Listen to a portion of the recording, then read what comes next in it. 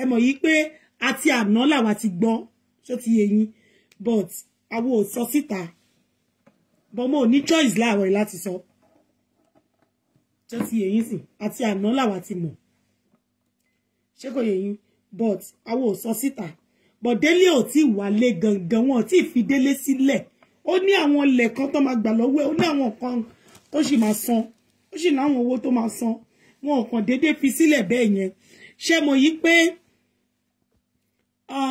ẹ jẹ́ kí n lọ sí mo need the picture yìí owó òun mo need picture tí mo need the picture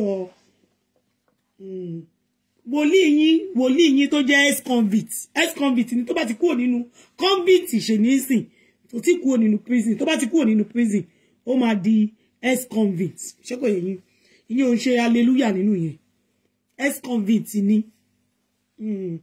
ó sì ẹlẹ́wọ̀n sì ní lọ́wọ́lọ́wọ́ bá ó sì wà nínú prison lọ́wọ́lọ́wọ́ báyìí ẹ believe ó sì wà nínú prison ṣé ti yé yín sìn.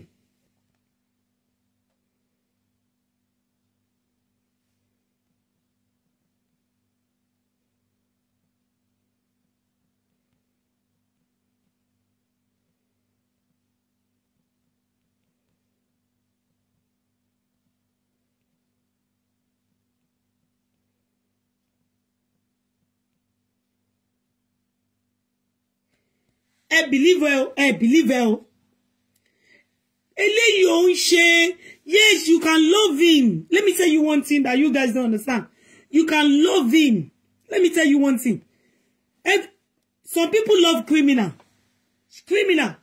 Anini mo Anini ni Anini tó worst ju Délé lọ Délé ò tí di Anini náà àbí Délé ti di Anini ni Anini tó jẹ́ Anini they love him. Hello? You can love him because he's your pastor. He's not scamming me. He's going to scam you. It is you who's going to scam. Is this going to scam me?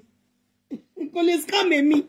I want him up scamani. So ko possible ko wa to scam me. You can love your pastor. Don't misquote me. It is your own woli. It is not my own woli. But you can love him. But we still need to say the truth. Àwa ò ṣe ẹ̀yin tẹ́ máa ń tẹ̀ ní sọ tòótọ́ àwa máa sọ tòótọ́ Délé ò tí wálé gangan Délé is still in prison wọ́n sì ń ṣe àwọn processes kankan you can love your pastor because he's an ex-convict tó bá ti kúrò nínú prison he's still a convict at the moment prisoner sì ni pastor yín lọ tó bá ti kúrò nínú prison ó máa di ex-convict you have a ex-convict as your woli nobody disputes it that you should not love him. Only a common sense, somebody that have common sense, no man understand your so. But somebody that does not have a common sense, oh mama so you hallelujah, ope, pastor you to criminal, a criminal, pastor you to just criminal, as in a criminal. Bá lọ gba ìlú, kẹ́ pé AIT, kẹ́ pé BBC. Pastor yìí bẹ́ ṣe wà yẹn Nigeria ló máa dàgbà sí kò lè kúrò ní Nigeria ẹ mọ ọdún passport mélòó tó bá lọ́wọ́ pastor yìí do you know how many passports Nigerian passports tí pastor yìí nìkan ní different name do you know how many Nigerian passports tí pastor yìí criminals dem wo yẹn Dele Genesis is a criminal do you know how many passports tó ní. Do you know how many passports? Admin, don't block anybody. We are not fighting. You understand? Ejo má block anybody. Ejo ń sọ̀rọ̀ kó ń gbá wọn lórí, kó má lè sùn dáadáa. A máa wá síbí, a máa comment. Their comments count here. We don't care about nonsense don't call. Mi ò kí ń care nǹkan gbogbo nǹkan òṣì bẹ́yẹn.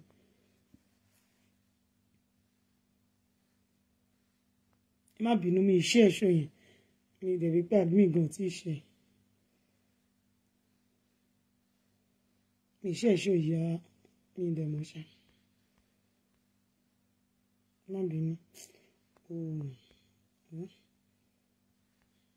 ẹ má lò lè jù fún ìlú ìmọ̀ ṣe nonsense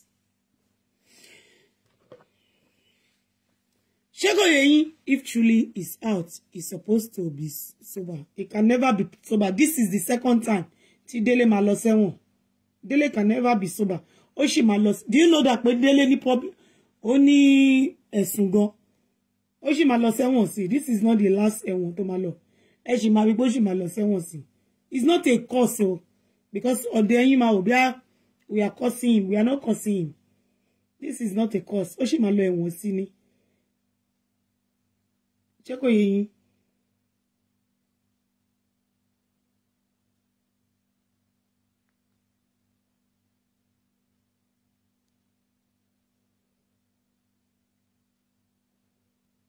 Yeah. Ẹ bá wa share show, yes. Mi sọ phone ele ó máa share dáadáa. Phone òkejì yẹn ṣẹ̀ṣẹ̀ máa tẹ ni mi like phone yẹn. Ṣé kò yé yín sìn? One thing that you guys don't understand ni pé Dele is still in prison. Wọ́n ti sọ pé kó máa lọlé. Ó ti yé yín sìn. Dele ò tí lọlé. Kò lọlé, ó sì wà nínú prison. So that's one thing tí mo fẹ́ kí ẹ mọ̀ nìyẹn. Ṣé ti yé yín? Ṣé bá wá àwọn tó ń sọ fún yín pé hallelujah o, gidi kan battle line is over. And mind you, Bukky Jesse is not the one that sent Genesis to prison. Ṣé Genesis ti sọ fún yín tó rán òun lọ sẹ́wọ̀n? Ìdí tó ṣe lọ sẹ́wọ̀n. Ìdí tí Genesis ṣe lọ sẹ́wọ̀n. Ṣé Genesis sọ fún yín pé Bukky Jesse ló rán òun lọ sẹ́wọ̀n? Ẹ̀yin wèrè. Ṣé Genesis ó wá sórí social media ó ní Bukky Jesse ló rán mi lọ sẹ́wọ̀n o. Torí pé mo wí pé most of you ẹ fẹ́ kú nítorí Bukky Jesse. Ẹ fẹ́ kú lọ́rọ̀ Bukky Jesse. Ṣé ẹ mọ̀ pé Délé tẹ̀wọ̀ yóò sì máa lọ sí ẹ̀wọ̀n sí. Èyí tí Délé ń ṣe àníní ó jẹ́ kí gbogbo èèyàn mọ̀ pé olè lòun. Olè ni kò dáṣọ Ọlọ́run kò fi bóra. Kò dáṣọ Ọlọ́run bóra. Àníní jalè ó jẹ́ kí gbogbo ayé mọ̀ pé I am armed robber. Délé is one of the armed robber.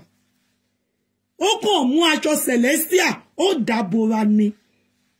Ògbólógbò aginjugajale ni Délé. Délé ń ṣe yahoo, ó ń ṣe fraudster, ó ń ṣe 419.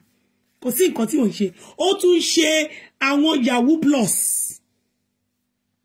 Ó ń ṣe yahoo plus. Délé sì ń lọ sẹ́wọ̀n sí. Whether I stop lórí ọ̀rọ̀ Bukky Jesse, àbí I stop lórí ọ̀rọ̀ Bukky Jesse. Àwọn tó sì ń gbé Délé lọ sẹ́wọ̀n, wọ́n sì máa pọ̀ sí. Wo bí kíní mi ṣe dàbí natural eyelashes. Mi mọ̀ pé mo fi kíní sójú ṣá. Ó jọ natural ní ṣá. Ó tí mi ti ẹ̀ fìlẹ̀. Délé sì wà lẹ́wọ̀n. Hello mommy. Ṣé yìí tẹ́ hello ma, ẹ kálẹ́ ma. Ẹ kálẹ́ ma. Ẹ kálẹ́ ma. Ṣé wọ́n okay ma? Àbí ìwọlẹ̀. Ṣé wá gbọ́ o. Mo dẹ̀ wá rí pé olórí burúkú èèyàn nìyí mà. Tẹ́ ṣe wà yìí. Mo ti rí pé olórí burúkú bí mo ṣe gbé kọ́ yìí mo ti mọ̀ pé olórí burúkú èèyàn ni mo gbé kọ́ lu ẹ̀. Tí gbogbo ọmọ ẹ máa kú mọ́ lọ́wọ́. Ẹ wo olórí burúkú tí mo gbé kọ́ lu ẹ̀. Ẹ ti rí nọ́mbà ẹ̀. Ẹ ti rí olórí burúkú ẹ screenshot ẹ̀. A máa blog ẹ̀ dáadáa. Ṣé ti rí olórí burúkú èèyàn tí mo gbé kọ́ lẹ̀. Ẹ̀mí yẹn dẹ̀ sọ fún mi pé máa pick ẹ̀ pé olórí burúkú èèyàn ni. Ṣé ti rí olórí burúkú èèyàn tí mo gbé kọ́ lẹ̀. Aláyé bàjẹ́ tí mo gbé kọ́ lu ẹ̀ nìyẹn o. Ẹni tó jẹ́ pé ó máa kúkú òjijì bó ṣe wà yẹn. Kò ní lọ́dún yìí kọjá bó ṣe wà yẹn. Ó máa kúkú oró ni bó ṣe wà yẹn. Òfò máa jẹ́ tiẹ̀ ni. Ẹgbẹ́ picture yẹn kẹ́ bá mi blog yàláyà títí kan nọ́mbà ẹ̀. Ẹgbẹ́ ẹ jẹ́ ń ṣe dáadáa. Mo máa screenshot ẹ̀ fún ara mi náà anyway. Jẹ́ screenshot ẹ̀ nù. Ẹ kọ́kọ́ screenshot ìyá ẹ̀. Mo ti screenshot ẹ̀ kó tó sá lọ. Kò mọ̀ ká ti gbójú òun sórí Facebook. Olórí burúkú sá lọ. Kí ló sá lọ fún? A ti screenshot ìyá ẹ̀ kó tó sá lọ. Ìyá ẹ̀ mo ti gbé ìyá ẹ̀. Wo olórí burúkú ẹ̀, nọ́mbà ẹ̀ kò síbi tó máa sá lọ. A ti gbé ẹ náà. Kí ló sá lọ fún olórí burúkú máa ṣàǹfààní? Ìwọ tó yẹ pé nọ́mbà ẹ̀ lélẹ̀. Olórí burúkú máa ṣàǹfààní. Kí ló sá lọ fún? ikú òjijì ló máa pàyà ẹ̀ olófo bí mo ṣe gbé kọ́ọ̀lù ẹ báyìí bó ṣe pè mí báyìí ni mo ti rí lẹ́sẹ̀kẹsẹ̀ lẹ́mí yẹn sọ pé má gbé kọ́ọ̀lù ẹ má gbé kọ́ọ̀lù yẹn èmi náà dẹ̀ ti mú èpè jáde lẹ́nu mi fún ẹ olófo olóṣì mọ̀ pé lórí social media ń sí wọn wá orí social media mọ́ lásán kò ní yẹ̀yà ẹ̀ tó bá pè mí tó bá ní burúkú lọ́kàn èmi ti mọ̀ kí n tó gbé kọ́ọ̀lù ẹni mo máa ti mọ̀ láti inú ọkàn mi tẹ́lẹ̀tẹ́lẹ̀ là ń ṣe lójú lásán àṣe lójú lásán mọ́ hello bó ṣe pè mí báyìí ni mo ti mẹni tó jẹ́ kò ní da fáwọn tó bí ẹ ò ní jèrè ọmọ ẹ wàá rí bí máa ṣe blọ́ọ̀gì gbogbo ìwà àtàwọn ẹbí ẹ máa bà wọ́ta wo ṣọtiri nọ́mbà tó fi pè mí yẹn òun ni máa fi kó gbogbo ẹbí ẹ jáde orúkọ tó ń jẹ́ lamẹ́ríkà everything gbogbo nǹkan ẹ̀ máa fi kó jáde olófo olòṣẹ́ o bó ṣe rí bí olòṣì ó dàbí àjẹ́ ó dàbí àwọn ẹlẹ́yẹ mo ní Délé ò tí ì dé ó dẹ̀ fẹ́ kú olórí burúkú ni ó wà lára àwọn tí Délé ń dó ni Délé dey fuck you Délé dey fuck you ṣé Délé ti ń dún ẹni jẹ́ send number jẹ́ send picture ẹ̀ sí ẹ Délé don dey fuck you ó wà lára àwọn tí Délé ń dó ni ṣó wà lára àwọn tí Délé ń dó ó wà lára àwọn tí Délé ń dó ni wáyé tó ṣe fẹ́ kú olórí ibu olòṣì olóbò mú kọ a ní Délé ò tí ì dé ṣé àwa sì sọ ni Délé ò tí ì dé ẹgbọ́ barambarì lẹ́nu P&P nǹkan táwọn bá sọ fún yín lórí Facebook yìí kọ̀ǹfàmà ni ẹ fà àwọn olórí burúkú wọn lẹ̀ kò ń ṣe pé Délé ò ní wálé but kò tí kúrò nínú prison ó sì wà nínú prison tó confam táwọn tó nílé àwọn Délé mọ̀ pé ó confam bó sì wà ń bẹ̀ ó ṣà níbi tí ó ṣà dáwọn tó gbé lọ sẹ́wọ̀n aṣáàmù àwọn tó gbé lọ sẹ́wọ̀n àwọn tó gbé lọ sẹ́wọ̀n àdẹ̀mọ̀ wọn rí àbí adẹ̀ ní ṣọ́ọ̀ṣì ti wà ní prison yẹn torí ẹ̀ ń ṣorí burúkú lórí Facebook torí ẹ̀ là ṣe ń gbé gbogbo nǹkan yẹn wá sórí Facebook mọ́ torí tí a bá ti gbé nǹkan wá sórí social media ẹni Sister Bukky Jesse ni o Sister Bukky Jesse ni o hello àwọn nǹkan báyìí lèmi máa ń like àwọn nǹkan báyìí hello àwọn nǹkan báyìí tó máa pa yín lẹ́kún lèmi máa ń like láti gbé wá kò yé yín bó ṣe máa get picture Délé gbogbo nǹkan òṣì Délé tẹ̀ rí gbà yẹn àmọ́ bá ṣe ń get ẹ̀ kò sọ́wọ́ Bukky Jesse nínú ẹ̀ àwọn nǹkan yẹn tó máa pa yín lẹ́kún tẹ́ máa rí tẹ́ máa ké òun làwọn máa ń like ṣọ́kọ̀ yẹn tẹ́ máa tún jáde láti inú yàrá yín tẹ́ máa ya wèrè sórí Facebook mi tẹ́ pọ̀ mi page mi nìkan lẹ́ máa wá àwọn nǹkan yẹn la máa ń ṣe fún yín ìyẹn ló ń pè ní blogs fun blogs blog fun ni ẹ̀yin lẹ sọ́dọ̀ lórí burúkú ó yẹ kẹ́ rí kẹ́ máa rẹ́rìn ni ẹ máa rí ẹ máa wà nínú ìbànújẹ́ ayérayé ẹ máa jẹ́ kí ìbànújẹ́ kó bà ti yín jẹ́ kí ni wàhálà yín àní Délé wà lẹ́wọ̀n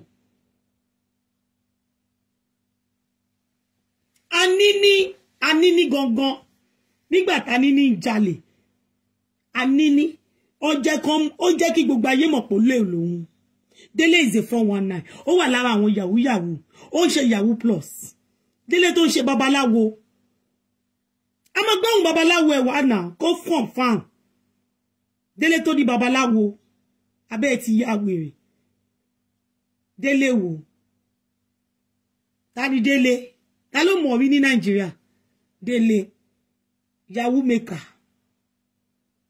Foster is the Fosters ó yẹ kẹ́ ẹ máa lọ gbàdúrà kẹ́ ẹ máa lọ gbàwẹ̀ pé bó ṣe ń bọ́ síta kó wà reform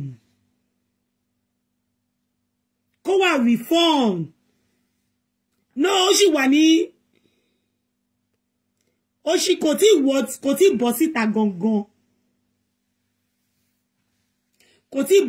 gangan Sọjí kò ì bọ́ síta gangan ó sì wà nínú ibẹ̀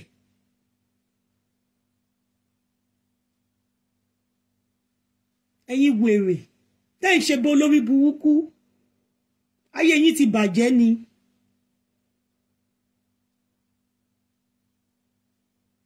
God will bless you jàre. Wọ́n fún ní bail condition kò dẹ̀ tí meet it up. That is the reason why tó ṣèṣì wà níbẹ̀. Tó ń ṣe pé ó ti wà níta gangan.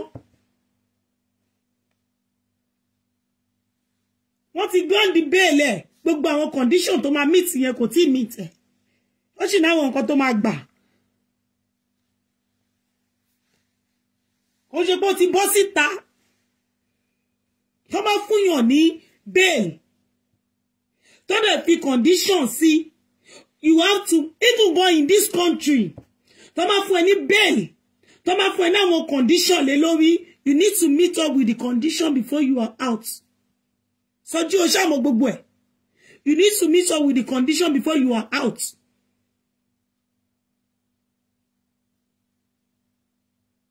Kò tí meet pẹ̀lú gbogbo condition yẹn ni. Gbogbo condition tó wà round tiẹ̀ kò tí meet ẹ̀ up. Ẹ̀rẹ̀ ń kígbe kíní kan o your downfall. Downfall lórí burúkú wo ni? Downfall wèrè wo ni? Ẹni tó ti wà downfall already. Délé is down already. Kí ló ń ṣe yín ná? Ṣé yóò mọ̀ pé Délé ti wà ní down floor? Ó wà lẹ́lẹ̀. He's already on the floor. A pastor went to prison. Ẹja wèrè ni. Ẹja wèrè ni. He didn't go to prison pé torí pé ó gbàdúrà fẹ́yàn. Ó lọ sí prison because ó criminal. Ó jalè. Ó fraud. Kò lọ sí prison torí pé ó lọ gbàdúrà fún yàn. Àbí ó born èèyàn born again. Àbí ó jẹ́ kéèyàn born again. Ó fraud. He went to prison because he's a fraudster. Ó lọ sí prison because he was a fraudster. Orí yín ti yí. Mi ìwò bóyá ẹni tó kàwé wà láàrin yín. Kẹ́ mọ̀ nǹkan tí Délé ṣe.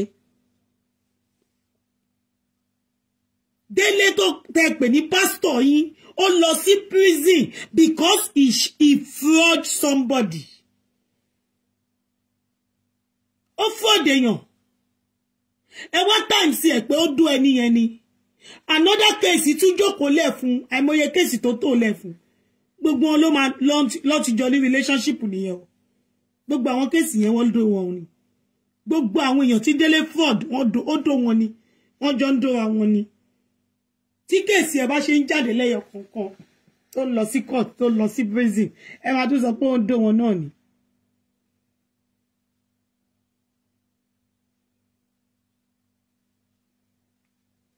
What are you talking about?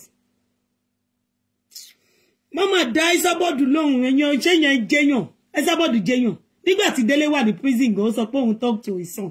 Ẹ mama dá lóhùn mo ló ti bá Délé sọ̀rọ̀. Tí gbogbo èèyàn bá ti ẹ̀bá Délé sọ̀rọ̀ á jẹ́ Ẹsábọ̀dù. Á jẹ́ Ẹsábọ̀dù. Ẹsábọ̀dù ẹ pé òun ló máa finish Délé. Unfinished business tẹ́ ẹ̀jẹ̀ kan ṣe lórí social media. Ẹsábọ̀dù ló máa bá yín complete ẹ̀. Ẹsábọ̀dù ló máa bá yín complete ẹ̀.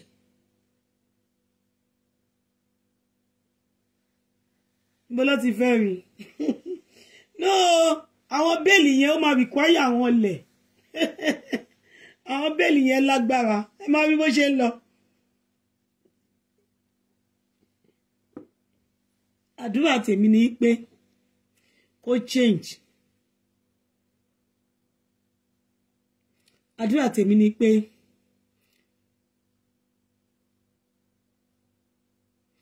may God bless you, Alex Edward. Àdúrà tèmi ni pé kí Délé kó change. Kó wà reformed. Ẹ kálẹ́ mà. Kó change to better person. Ó sì yé yín. Ẹsábọ̀dù máa always parọ́ ni. Irọ́ ni lórí irọ́ ni jàre talk to your son dolórí búkú. Ó kàn máa copy or máa paste or máa sáré copy. I've talked to my son. Son no ló ṣe ẹ̀ wò ló talk to. Ṣé ti Lékan tó dejò? Ṣé Lékan tó dejò tó ya wèrè tó wá dejò? Ṣé òun ló talk to?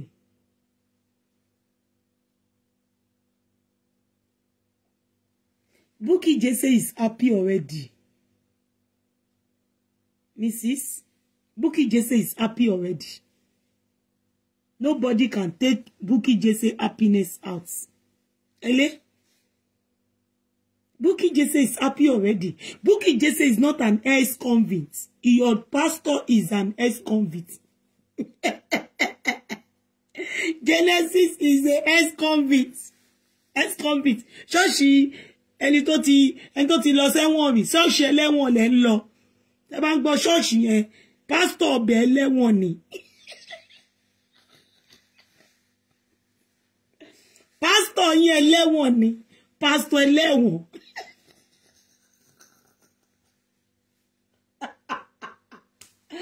Olóòbò ni ẹ wò. Ṣé mo ti lò 30 minutes lórí ọ̀rọ̀ Délé? Mo ti lò 30 minutes ó ti tó wa. A sọ̀rọ̀ ẹ̀ mọ́. Ẹ jẹ́ ká wá lọ sí show wa. Tẹ́ bá fẹ́ wo show wa, ó ti yé yín. Àwa bá wá ṣe wà yìí lórí platform ṣó ti yé yín. Àwa mọ̀ pé Délé ẹlẹ́wọ̀n ni Délé. Ẹ̀yin lẹ tí gbà pé ẹlẹ́wọ̀n ni pastor yín. Ṣó ti yé yín sì kò kàn wá. Bóyá ẹ gbà pé ẹlẹ́wọ̀n ni pastor yín o, bóyá ẹ gbà alala lápá láì kò lè gba sharp sand lọ́wọ́ mi. Láyé tèmi tí mọ̀ pé ẹlẹ́wọ̀n ni kò lè rí sharp sand gbà lọ́wọ́ mi. Wàlá iyẹ̀pẹ̀ tó kéré jù kò lè rí. Dangote cement gan kò lè gbà. Ṣé ti rí bẹ́ẹ̀ yẹn ṣe pé mi ti já ẹ̀yin ló kù kẹ́ já. Tẹ́yin bá já kò ní rí ẹnì kankan tó máa dupe. Kò ní rí ẹnì kankan dupe. But tí ẹ bá já wàlá ẹ máa ra Dangote cement. Lórí rọ́ ẹ ra Dangote cement. Tẹ́ bá ra Dangote cement tún ẹ̀yin lẹ máa tún ra ọ̀dà tẹ́ máa fi kún. Tọ́ máa fi kún gbogbo ẹ̀.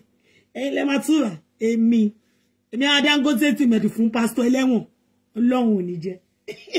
Ọlọ́run ò gbé lọ sínú prison pé kó lọ preach fún wọn nígbà tó wà níta. Kò mú ẹ lọ sínú prison pé kó lọ máa preach fún wọn. Nígbà tó ti lọ sẹ́wọ̀n, Ọlọ́run ò sọ pé my son go and be preaching for them in the prison. Ó wá gbé ẹ lọ sẹ́wọ̀n torí pé ó jẹ́ fraudster. Ó wá jẹ́ fraudster. Ó fraud èèyàn. Ọlọ́run wá gbé lọ sẹ́wọ̀n wá sọ pé ó ní iṣẹ́ tó fẹ́ lọ ṣe ni ẹ ti ya wèrè. Mo ṣẹ̀ṣẹ̀ rí pé ẹ ya wèrè ni. Honestly speaking, mo rí pé ọ̀pọ̀lọpọ̀ yín ya wèrè. Ọ̀pọ̀lọpọ̀ yín ó ya wèrè tó jẹ́ pé ó yẹ kẹ́ ẹ kóra yín báyìí. Kẹ́ ẹ kóra yín lọ sí ibi tí wọ́n ti ń wo àwọn wèrè sàn. Ẹ ya wèrè. Ọlọ́run bí mo ṣe wà ń tà sí Ọlọ́run ò sọ fún mi pé ọmọ mi o lọ bá mi máa preach fún wọn ní ẹ̀yìn máa lọ sí prison lẹ́ẹ̀kan lọ́sẹ̀ o kó máa lọ preach fún wọn o. Ó wá jalè ó wá mú lọ sẹ́wọ̀n ẹ wá ní Ọlọ́run ló gbé lọ síbẹ̀. Kí ló dé tẹ́ ń pa ọmọ Ọlọ́run? Ẹ má jẹ́ kí ìbínú Ọlọ́run dé bá yín. Ẹlẹ́ǹkejì tó máa lọ sẹ́wọ̀n lélẹ́yìí. Ẹlẹ́ǹkejì tí Délé máa lọ sẹ́wọ̀n. Ẹlẹ́ǹkejì tó máa lọ sẹ́wọ̀n ó dẹ̀ sì máa lọ lẹ́lẹ́ǹkẹta. Ó sì máa lọ ẹlẹ́ǹkẹta. Ẹ jẹ́ àṣẹ ṣòwò kó sì lọ. Ẹ̀yin olófò.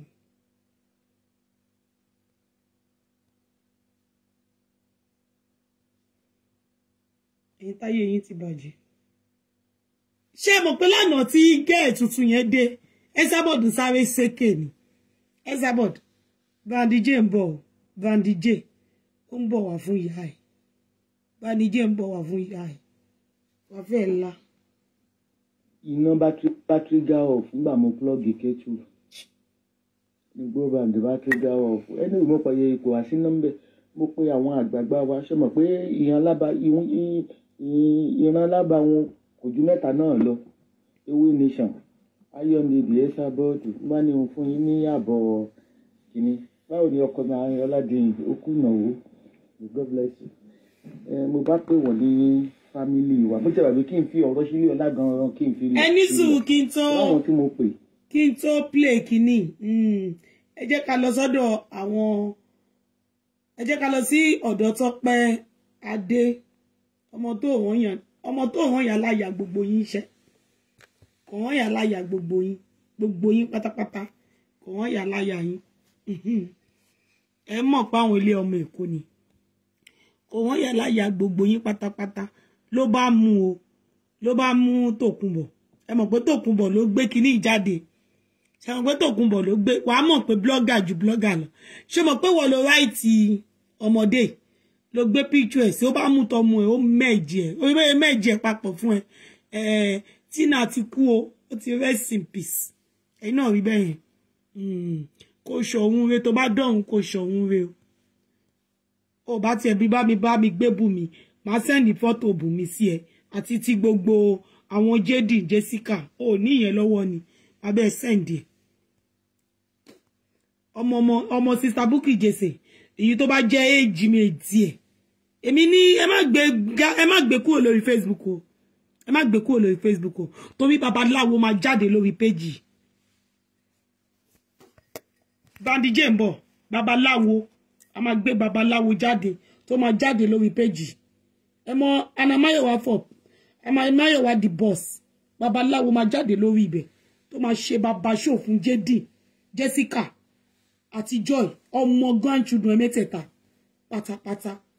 Wọ́n máa jáde lórí page yẹn tó máa gbé ẹbọ gúnugún tó ń kagún láyà tó máa gbé fún wọn. Wọ́n ò ní ṣe nǹkan tó ṣe yẹn mọ́ láyé ẹ Esabod. Wàá rò bóyá ó jọ ti tẹ́lẹ̀ tó máa gbé àwọn ọmọ tó máa sọ pé ó ṣebé títí kan gbogbo àwọn ọmọ ewé àtàwọn ọmọ ẹran tó ṣẹ̀ṣẹ̀ bímọ nínú wọn. Mo kó púpọ̀ gan ni torí mo máa dá yín lójú gan, mo máa bà nǹkan jẹ́ lórí Facebook yìí àti gbogbo àwọn tó support yín láti orí òòṣà títí délẹ̀. Gbogbo àwọn ọmọ yín máa lọ fún délẹ̀. Ṣé sọ pé ẹ máa support àwọn tó máa ń gbé ọmọ tó máa kọ RIP lórí ọmọ ọlọ́mọ, lórí ọmọ minor. Ẹ ní jẹ́ tán.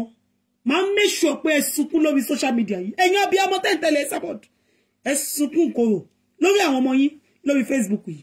Ẹ fẹ́ kú gbogbo yín pátápátá. Ṣebí Vivian ló lọ blọ́ọ̀gì ọmọ sister Bukky Jesse lánàá. Ẹ fẹ́ là. Ilé akúrú, ṣe bá mo tán pè ní ilé akúrú Ìbàdàn. Ó fẹ́ yẹ pé ìtẹ̀wà ní Nàìjíríà, iṣẹ́ àmọ́ wèsì dátà sí ní lórí ọ̀rọ̀ ayé mi.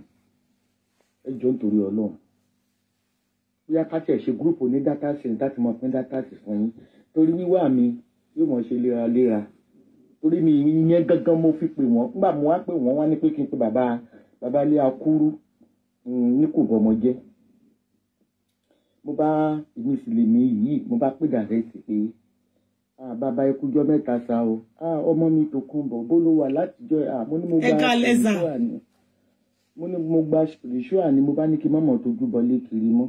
Nígbà mo ti gba spiritual, mo ní mo tẹ̀ mọ́ ń bú babaláwo gan fún bàbá. Bọ̀tọ̀rọ̀ tó wà lẹ́yìn ìfẹ́ nídìí intervention ni.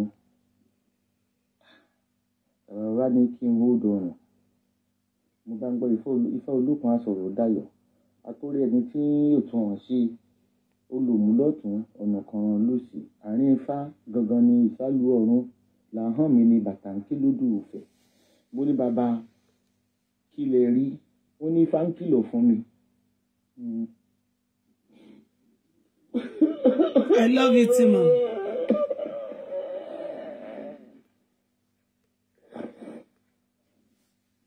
Ìyá Ìbàdàn Ifá jọ kìlọ̀ fún wa ní o. Ìyá Ìbàdàn tí àjọ ń lọ ni. Wọ́n ló ní béèrè yìí, mo ní sáà. Wọ́n ló ní béèrè yìí, mo ní dáàdì. Wọ́n ló ní béèrè, mo ní bàbá kí lẹ rí. Ifá ló ní béèrè yìí ti pé 100 ọdún. Mo ló tẹ̀ sí ilé bí ọjọ́ 5 sí 4. Mo ní 100 ọdún. Mo ní Ifá ní kó kí mi pẹ̀lẹ́. Ifá ní kó kí mi pẹ̀lẹ́. Mo ní Ifá ò ṣe Olókun asọ̀rọ̀ dayọ̀. Wọ́n ní béèrè mi tí mo béèrè. Wọ́n ní rere ló já sí. Ní bàbá bá ní tí mo dà níyàn rẹ̀ lórí 60 years pé mo ní ọjọ́ alẹ́ ó ṣe rí.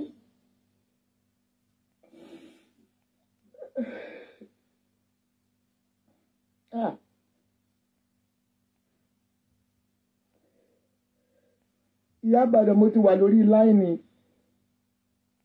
mo ti wà lórí láìṣà mo jáde ní mo lọ sí kíláàdọ bàbá kúrú pé kò jọ èmi ìfárí kọkọ síbi àti ọmọ sọ pé ìfárí rẹ síbi àti ìtìfá wí. Kò máa ní dáa fẹ́ni tó yọ mí kúrò nínú notification yín kẹ̀. Mi ì gbá notification. Èmi náà rí notification rẹ̀ ní rí àní mo lọ lé akúrú kò bọ̀ ọmọ ìjẹ́ ìfá kórìíra síbi àti ẹ̀. Ẹ mọ̀ nǹkan tó ṣẹlẹ̀ bẹ́ẹ̀ sábàbí ṣe wípé ọmọ yẹn ó blọ́ọ̀gì Tina ó sáré lọ update pé kán sáré yọ ọmọ yẹn kúrò lórí péjì òun ló gbọ́ ọmọ yẹn síbẹ̀ o ṣe mọ̀ kó sọ bẹ́ẹ̀ bó ṣe wípé ó blọ́ọ̀gì Tina báyìí ó sáré lọ update ó ní Ewe Nation delete the literate druggy girl picture disgusting no respond to ole team ó bad ayé ẹja ayé ẹ bàjẹ́ ó wò bóyá ó máa súré la blọ́ọ̀gì ọmọ yẹn ò ní jáde ọmọ yẹn ò rán ìyá ẹ̀ ọlọ́run ọmọ yẹn kò rán ìyá ẹ̀ ayé tẹ́lẹ̀tẹ́lẹ̀ ló máa ń rán yàn ayé tẹ́lẹ̀tẹ́lẹ̀ ló máa ń rán èèyàn.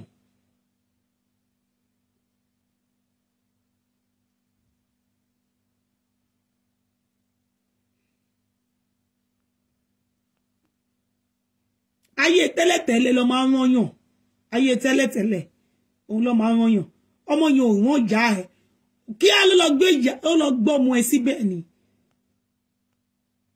ó gbé ọmọ ẹ̀ síbẹ̀ ó fi replace kí á kò rán ìyá ẹ̀ ó tún ṣe kí ni ó tún gbé ojú ẹ̀ síbẹ̀ pé ẹ wo mi ò ní ké lẹ́yìn mi ìṣúké ẹ wo mi ṣé mo ní ké mi ò ní ké ọmọ yẹn fọ́ nìgan ó ní mi ò ṣúké o sísá Tóyìn mi ò ṣúké ó yẹ ọ̀yẹ́ fọ́ nìgan.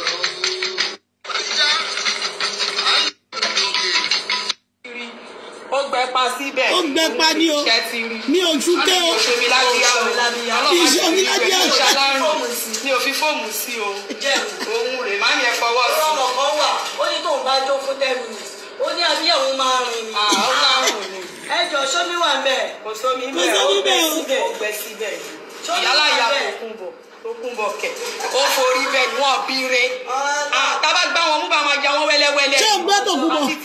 Wọ́n bá yí ẹ̀ jẹ́. Rest in peace. Yes o. Kí ló ṣe fún lórí burúkú ìdán tó kọ rest in peace?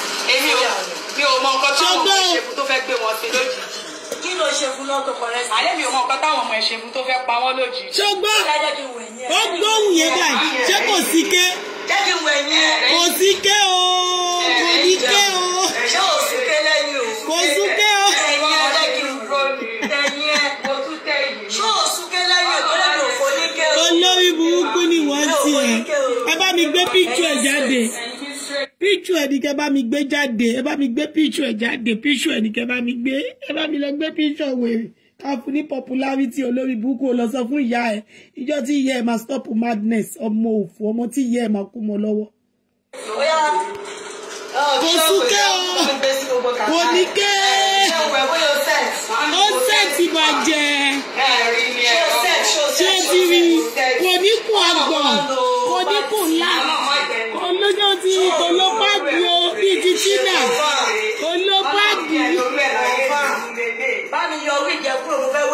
Mo gbọ́ pé olórí burúkú àwọn ọmọ ewé ti lọ ń tòsí àwọn ọkùnrin ewé. Wọ́n ti lọ ń tòsí ọmọ yẹn. Olórí burúkú ni yín kò lè fẹ́ yà ló. Akúṣẹ̀ ni yín. A ti fún ní download wo. A ti fún ọmọ yẹn ní download yín nínú ewé yẹn. Bó ṣe máa wá fún ilẹ̀ yọ kọ̀ọ̀kan nìyẹn. Ayé yín á bàjẹ́ sórí Facebook yìí. Ẹ sọ pé ẹ sábọ̀dù fẹ́ kó gún mi. Bí ó ṣe wà yẹn, àwọn ọmọ ẹ sábọ̀dù ní kó bá wà face. Èpè nìkan ni kó máa fáwọn ọmọ ẹ̀ lójoojúmọ́. Wọ́n gbé wọn ṣépè. Àwọn ọmọ ẹ sábọ̀dù nìkan ni kó face. Kó face àwọn ọmọ ẹ̀ nìkan. Títí ó máa fi kú kó máa kọ rest in peace lé wọn lórí. Kó máa gbé obituary wọn jáde. À gbé owó fún. A bá wa ṣe obituary Tina ní Nàìjíríà. Wọ́n ṣe wọ́n bẹ́ẹ̀. Every bó ṣe máa lẹ̀. Wọ́n máa lẹ̀ fún one street to another. Wọ́n tún gbé Jẹ́dì sínú obituary. Wọ́n ṣe obituary fún Jẹ́dì. Wọ́n kọ orúkọ ẹ̀ sí Esabod. Wọ́n gbé orúkọ ẹ̀ sí pé ọmọ ẹ̀ ló kú. Yes. Wọ́n ṣe obituary yẹn. Wọ́n lẹ̀ mọ́ gbogbo àdúgbò. wọ́n lẹ̀ káàkiri màá ní kó lẹ̀ kiri kó máa ṣe fídíò pé ọmọ ọmọ ẹ sábọ̀dù kú wọ́n tún gbé jẹ́dì náà síbẹ̀ wọ́n tún ṣòbí ṣó sọ pé lórí burúkú èèyàn ni ní 2021 yìí a sọ fún ẹ pé ayé yìí ó ti ṣẹ́jú lórí burúkú ni ẹ aláyé bàjẹ́. ọ̀pọ̀ balẹ̀ báàgùn mo ní kí ni jẹ́ ọ̀kànràn balẹ̀ sáàgùn bàbá tó dé mo ní ìrosùn ẹlẹ́yẹlẹ ló yọ sẹ́mi àṣìṣàǹtì mi ẹni ọ̀kànràn balẹ̀ sáàgùn. bàbá bí ó ní. Okay, honestly mi ò ṣeré o ẹ bá mi tag new speaker wa mo ní àwọn questions kan tí mo fẹ́ bi new speaker. Mommy Ajia Sulaimon, I cannot go to bed. I just have to do this. Mi ò lè lọ sí bed nsìn. Ẹni lẹ́sùn ni. O ní lẹ́sùn ni. Ohun ò ní kún yín nítorí ìtọ́ fún yín jẹ lánàá yẹn. Wọ́n kó gbogbo yín jọ bí sandi elege. Bí sandi elege ni. Wo wá fẹ́ kú. Wow. Because by the look of things, ẹ máa rí pé dáa pé speaker wa ò yẹn kò really ní clue. Ó fẹ́ máa gbé mọ́ mi yẹn lé ní kó fẹ́ máa gbé ṣépè already. Ó ti gbé ṣépè ni. So it seems she's clueless about this part of Facebook. See, actually, mo ti ẹ̀fẹ́ pè wọlé sórí show Sister kí ló ń porúkọ wọn ní Sister Tóyìn. Bọ̀ mo ò ní fẹ́ kọ́ lọ máa mú nọ́mbà mi. Kọ́tí mi kọ́ fẹ́ bèrè ni pé speaker ọmọ àbẹ́tẹ̀ kan náà ọjọ́ ni wá. Èmi wá fẹ́ bèrè pé ṣẹ̀mí rẹ̀ dẹ̀ gbé. Ṣé capacity rẹ̀ dẹ̀ gbé? Ṣé charisma rẹ̀ dẹ̀ gbé? Nígbà tó ń gbọ́, mo ní ṣe ẹ̀mí rẹ̀ dẹ̀ gbé. Ṣé capacity rẹ̀ dẹ̀ gbé? Ṣé charisma rẹ̀ dẹ̀ gbé? Ìwọ tó ń sọ̀rọ̀, ìwọ gangan gbójú ẹ̀ síta tó bá jẹ́ pé mi ti yá ẹ gbé. Ìwọ gangan tó ń sọ̀rọ̀, ìwọ ṣebí àbẹ́tẹ̀ kan náà lẹ́wà.